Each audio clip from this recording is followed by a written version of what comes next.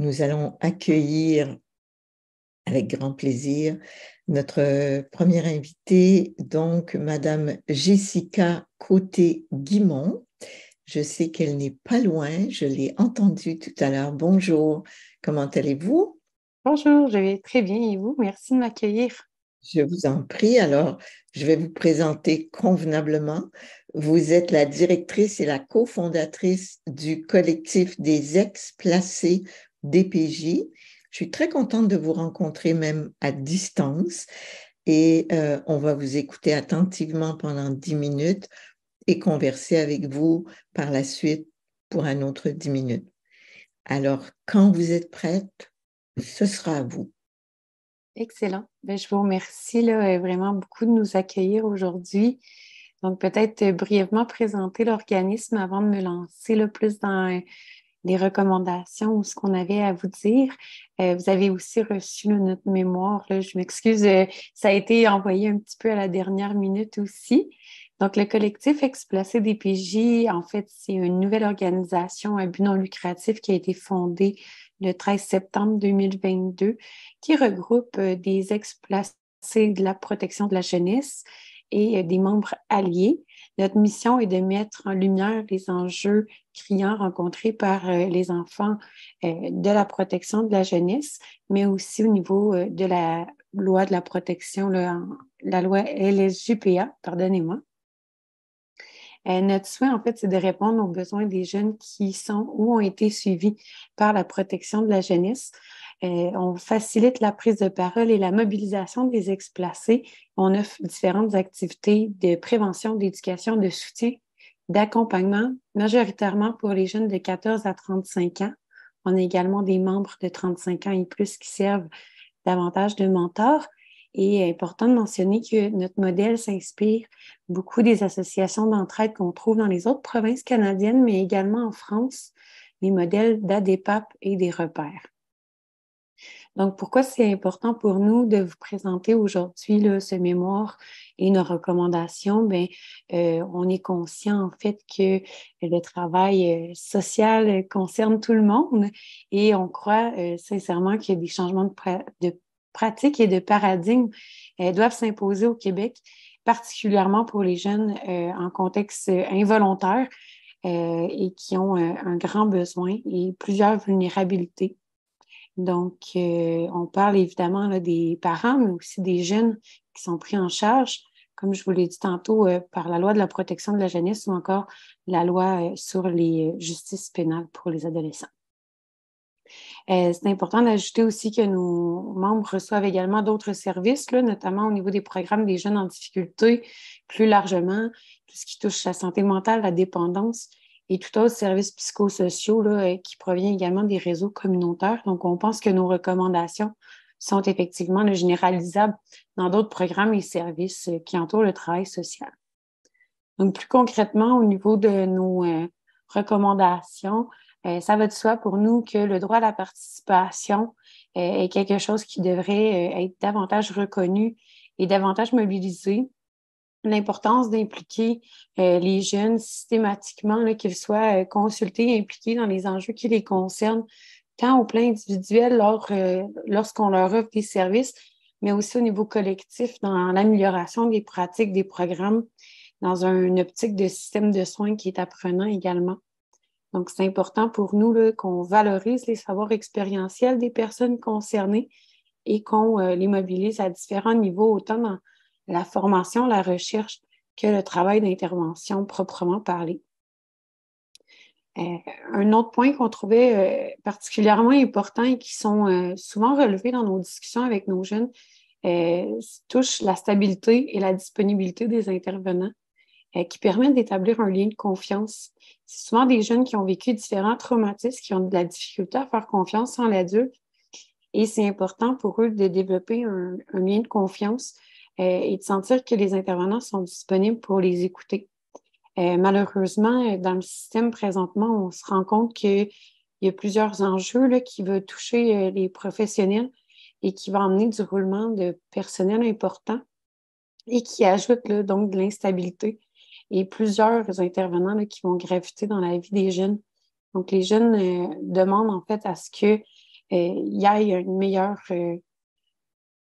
continuité dans les services là, de soutien, puis une meilleure stabilité des intervenants. Et en fait, je pense aussi là, qu'il y a des questionnements à avoir concernant tout ce qui touche les agences de placement aussi, là, qui sont de plus en plus utilisées dans les services de santé, services sociaux. Enfin, ben, on pense aussi que la disponibilité des intervenants, hein, puis leur stabilité, la rétention du personnel vient aussi avec le soutien clinique qu'on va leur offrir. Donc, on croit que plusieurs intervenants sont dans une approche parfois d'épuisement professionnel, fatigue de compassion, fatigue morale, sentiment d'efficacité personnelle assez bas. Pour plusieurs, se sentent impuissants face à un système assez lourd, une grande machine. Donc, nous, on recommande en fait que les intervenants soient mieux formés, mieux soutenus, et puis qu'il y ait des communautés de pratique là, qui soient mieux implantées un peu partout au Québec pour vraiment prévenir la fatigue de compassion et les traumas vicariants aussi, là, qui sont vraiment des risques importants. Je ferai un clin d'œil aux travaux de Steve Geoffrion à ce sujet-là, mais je pense qu'il serait mieux placé pour moi pour en parler. Enfin, ben, c'est sûr que nous, on pense aussi, là, on disait tout à l'heure qu'il y a plusieurs intervenants qui gravitent autour des jeunes. C'est certain que, puis même auprès des adultes, là, hein, comme on disait, c'est aussi les jeunes adultes, les jeunes familles. C'est important qu'on définisse mieux les rôles et les responsabilités des différents acteurs sociaux qui vont venir intervenir auprès des familles ou des jeunes, parce que je crois qu'il y a une méconnaissance au niveau de la population sur les rôles des différents professionnels. Et pour ça, on recommande de mettre en place un intervenant pivot qui peut vraiment accompagner les individus ou les familles à mieux comprendre et mieux activer leur écosystème de soins dans une perspective multisectorielle, mais surtout qui tend vers l'interdépendance des services plutôt que l'indépendance ou la dépendance. Donc, on pense qu'il y a plusieurs acteurs, là, comme je l'ai nommé tantôt, au niveau de l'intervention psychosociale, le travail social, la psychologie, psychoéducation, criminologie. On peut même ajouter à ça la paire aidance, les patients partenaires. C'est vraiment important de mieux définir les rôles de chacun parce que nous, on a des jeunes qui nous disent qu'ils ne savent pas c'est quoi un psychologue ou encore la distinction entre un psychiatre et un psychologue. Donc, c'est important de mieux vulgariser puis mieux expliquer aux gens qui fait quoi dans notre système de soins au Québec. Au niveau des derniers points que j'ai à proposer, ça va de soi que ça va toucher le soutien aux familles, tout ce qu'on met en place au niveau de la communauté dans des accompagnements holistiques pour vraiment soutenir les besoins de nos familles et prévenir les placements. Il y a des études là, qui sont sorties récemment, notamment l'étude de M. Tonino Esposito, qui montrait là, qu'un jeune sur 5 au Québec est signalé en protection de la jeunesse. Donc, il ne faut pas que la DPJ soit la porte d'entrée pour avoir des services. Il faut vraiment qu'il y ait un travail en amont adapté aux besoins et adapté surtout à la culture et à la réalité aussi de ces familles-là pour éviter les approches plus coercitives. Donc, on demande d'intensifier les efforts de prévention, mais surtout la collaboration entre les différents milieux pour vraiment soutenir les familles et les sortir des conditions de vie qui sont précaires. Donc, on pourrait penser à des politiques familles aussi. Qu'est-ce qui est mis en place au niveau des politiques familles au Québec pour vraiment soutenir efficacement nos parents? C'est à se poser de sérieuses questions. Enfin, je parlais des approches coercitives tout à l'heure. On encourage fortement la médiation familiale. On croit que les ententes volontaires là, pour réduire l'utilisation des tribunaux serait vraiment importante à être développée au Québec. On est inquiet là, de voir l'explosion des dossiers. Présentement, là, même la bâtonnière, en septembre, a fait des demandes au gouvernement. Il y a des enjeux importants. Là, on parle de lésion de droit pour plusieurs enfants là, et plusieurs familles également. Lorsqu'il y a des retards judiciaires comme ça, je pense que c'est pas plus tard que ce matin, là, il y a eu un article dans le journal qui disait qu'une mère a été privée de son enfant pendant plus de 2 ans pour des erreurs j'ai pas eu le temps là, de lire plus en détail tout ça, mais c'est pas nouveau des situations comme ça. Là, on l'a vécu aussi encore plus avec la COVID, avec les nouveau-nés également. Donc, de vraiment favoriser la médiation et favoriser les interventions avec la communauté et la famille élargie. On pense que ça devrait être fait. Et surtout de développer la parentance famille. Je sais qu'il y a des approches là, de plus en plus implantées là, qui essayent de se développer. Mais on a vu des modèles en France, par exemple, là, où des cafés rencontres avec des parents pouvaient aussi les aider parce qu'on écoute mieux les conseils d'autres parents que des professionnels parfois. Donc, on est encore une fois dans une approche de père-aidance qui peut venir faciliter ou servir de médiation là, pour faciliter l'adhésion à certains services pour certaines personnes. Enfin, 2 points qui me restent à traiter, sans vouloir dépasser mon temps, avoir le temps de répondre à vos questions. C'est à votre soi que nous, on veut offrir des milieux de vie qui répondent réellement aux besoins des jeunes puis qui offrent des conditions de travail favorables pour les intervenants. C'est pas normal de voir dans les journaux des centres de réadaptation dans des états absolument désuets où de la moisissure pousse et que le plâtre tombe dans le bureau des intervenants. Donc, on pense qu'il y a une urgence là, de rénover, voire de démolir et de reconstruire là, les milieux de vie pour nos jeunes. Pendant la COVID, on a pu voir là, les hécatombes dans les CHSLD. On n'aimerait pas voir un hécatombe là, similaire dans les centres jeunesse. Donc, c'est important qu'on investisse dans des maisons communautaires pour nos jeunes et de s'assurer d'avoir des milieux de vie plus normalisants pour offrir là, un meilleur développement pour eux. Enfin, la dernière chose touche la formation en recherche. Oui, j'ai terminé. Il me restait juste mon dernier point. C'est sur la formation et la recherche. Donc, nous, on est fortement impliqués en recherche aussi, en formation. Et on recommande qu'il y ait une formation obligatoire qui soit offerte à tous les intervenants concernant les droits en protection de la jeunesse. On croit que les intervenants ne sont pas suffisamment informés sur les droits. Donc, ça serait important qu'il y ait des formations plus obligatoires qui soient offertes. Alors, j'ai terminé. Désolée, j'ai un petit peu dépassé. Merci beaucoup pour votre présentation, Jessica Côté-Guimond. La lecture de votre mémoire nous a vraiment intéressés tous les trois, pour ne parler que de nous. Je vais peut-être oser une toute première question. Moi, l'idée d'essayer de s'y reconnaître à travers tous les rôles des gens qui interviennent en travail social, je peux comprendre. Et l'idée d'avoir attitré une intervenante pivot, comme il y en a dans certains secteurs de la santé. Est-ce qu'il y a des recherches là-dessus? Qu'est-ce qui vous a inspiré? Moi, je trouve que c'est une recommandation extrêmement porteuse. Qu'est-ce qui vous a inspiré là-dessus?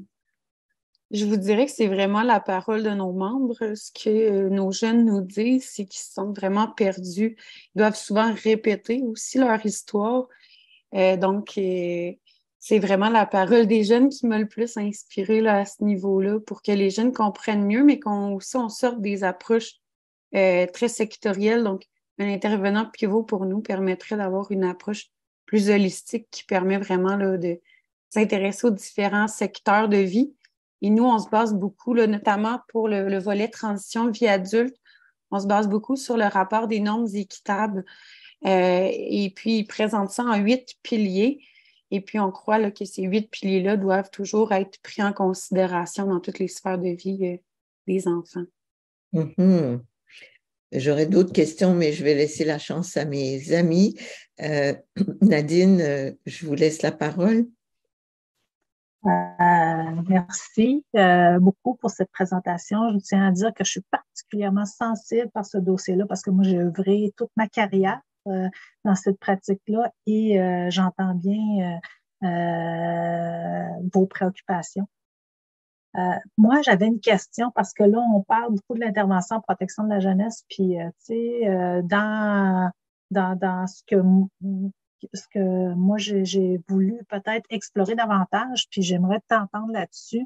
c'est avant d'arriver à la protection de la jeunesse, quels seraient les services qui seraient importants de développer, de dispenser pour pas arriver justement avec une intervention, comme tu disais tantôt, plus coercitive, avec l'implication juridique. Y a-t-il des choses, des solutions qui sont ressorties par rapport à votre collectif qu'on pourrait, je te dirais, rêver, là? Bien, si on veut rêver un revenu minimum garanti, je pense pour toutes les familles qui leur permet de répondre aux besoins de base, ça serait important. Des fois, je me dis que c'est un petit peu incohérent qu'on fournit plus d'argent à des familles d'accueil qu'à des familles biologiques qui, s'il y avait le même montant, pourraient peut-être répondre aux besoins de leurs jeunes et prévenir les négligences. Donc, ça, c'est sûr qu'au niveau financier, au niveau du logement également, là, on le sait qu'on est en crise du logement un peu partout au Québec. Les familles ont de la difficulté là, à se loger et utilisent une grande partie de leurs revenus pour se loger. Donc, c'est des choses qui peuvent être faites à la base. Ensuite de ça, c'est sûr que tout ce qui touche le service psychologique, on a plusieurs parents qui sont dans des situations de trauma intergénérationnel, qui n'ont pas reçu nécessairement les services psychologiques qui auraient eu besoin. Donc, de s'assurer que les services spécialisés en trauma avec des psychologues qualifiés soient accessibles et remboursés par l'assurance maladie du Québec.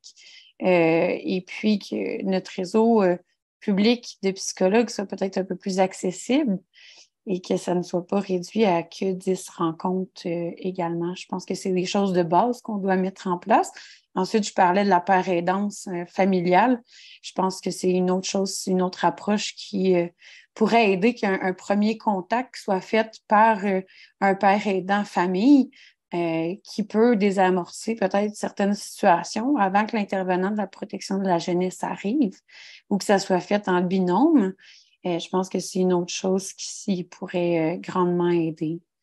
Après, il y a sûrement plein d'autres choses, là, mais ce que je vois, c'est beaucoup de parents qui sont frustrés sur les réseaux sociaux, qui ne se sentent pas écoutés, qui ne se sentent pas entendus et qui vont justement aller devant les tribunaux pour défendre leur cause, mais n'ont pas les outils pour défendre tout le temps leur cause, n'ont pas le temps pour préparer leur dossier, n'ont pas le soutien complet pour vraiment faire un bilan psychosocial qui pourrait arriver.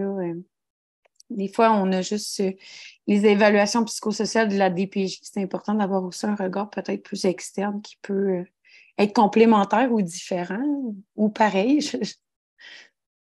Oui, j'espère que j'ai répondu à votre question. Ben, moi, je voulais peut-être plus avoir d'idées par rapport aux services de prévention. Mais La prévention. Tu sais, juste au Québec, on n'a même pratiquement aucun hébergement accessible avec soutien et accompagnement pour les jeunes familles. Je veux dire, on pourrait mettre en place, là, je pense qu'en France, il y a un modèle qui s'appelle les aires familiales, quelque chose comme ça, peut-être que le nom m'échappe, mais c'est des ressources d'hébergement où les parents peuvent vivre avec leurs enfants et puis qu'on peut leur apprendre à développer leurs habiletés parentales avec des intervenants qui sont là pour les accompagner et pas pour les observer dans un but de trouver les problèmes. C'est un peu ce que la DPJ, c'est la perception que plusieurs parents ont de la DPJ, c'est que la DPJ est là pour chercher des problèmes. Donc, je pense que d'avoir vraiment des intervenants qui sont là en soutien, en réel accompagnement, qui offrent aide, soutien, écoute, je pense que c'est ça qu'il faut mettre en place pour prévenir. Denis? Vous parlez dans votre mémoire de quelque chose là, qui me semble assez fondamental, puis j'aimerais que vous développiez un peu plus, c'est la question de la négligence institutionnelle. Oui. Ben malheureusement, au Québec, on dirait pour prendre peut-être l'expression, on fait peut-être un peu l'autruche, là. Ça va au niveau de la négligence des bâtiments jusqu'à la négligence de soins. Il y a eu des situations où des jeunes sont décédés dans des centres jeunesse pour négligence médicale, où on les a pas crus.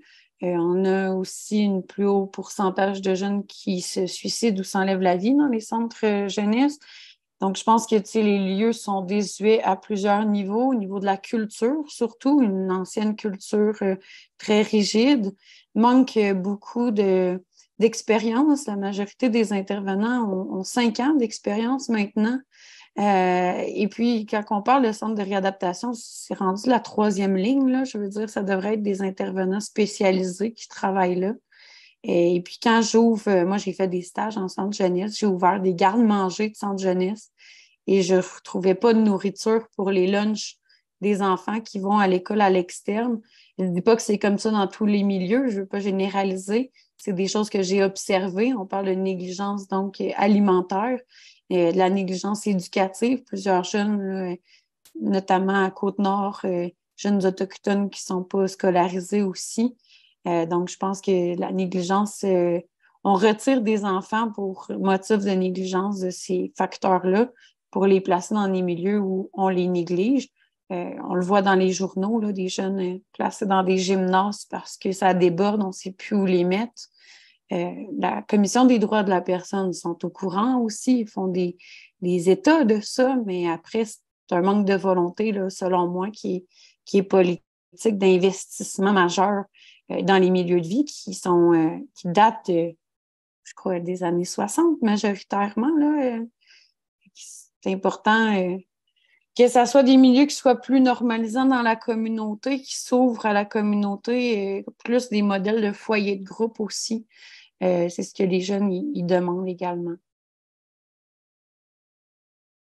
Moi, je connais plus le réseau des auberges du cœur et j'ai vu il y a plusieurs années dans 1 ou 2 auberges qui avaient un lieu pour mère-enfant où c'était vraiment une toute petite proportion. Évidemment, ces maisons-là sont souvent trop petites, surchargées. Bon, je comprends tellement ce que vous dites par rapport à ça.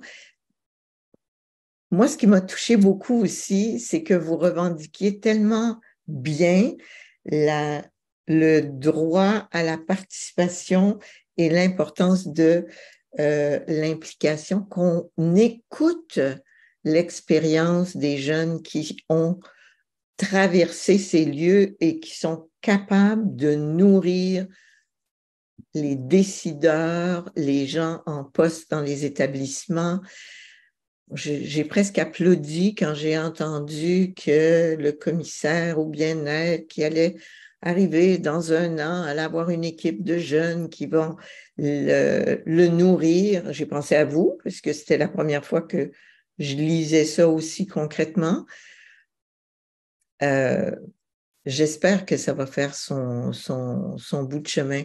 Si j'avais une dernière question pour vous, Jessica, moi, c'est beaucoup autour de soutenir les familles, prévenir les placements en offrant un accompagnement holistique avec les communautés. Comment ça peut marcher? Qu'est-ce que vous, 2, 3 soit suggestions ou choses que vous avez vues qui étaient porteuses et qu'on devrait peut-être répercuter ailleurs? Mais je crois qu'il y a plusieurs organismes communautaires qui sont spécialisés, qui ont vraiment une bonne expertise.